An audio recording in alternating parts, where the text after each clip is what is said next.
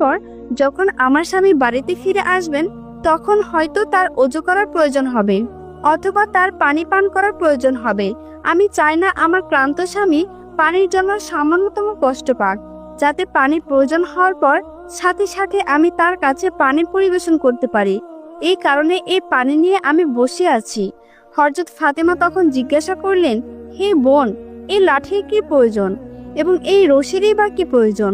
তখন কাঠুরের স্ত্রী উত্তর দিল, আমার স্বামী যদি আমার উপরে কোনো কারণে অসন্তুষ্ট হন এবং আমাকে শাস্তি দেওয়ার ইচ্ছা পোষণ করেন, তখন তার প্রয়োজন হবে একটি লাঠি, এবং যাতে তিনি আমাকে বেঁধে শাস্তি দিতে পারেন এজন্য তার প্রয়োজন হবে একটি রশি।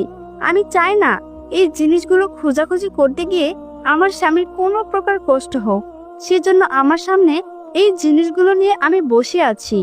যখনই আমার স্বামী আমাকে কোনো কারণে শাস্তি দিতে চাইবেন, তার সামনে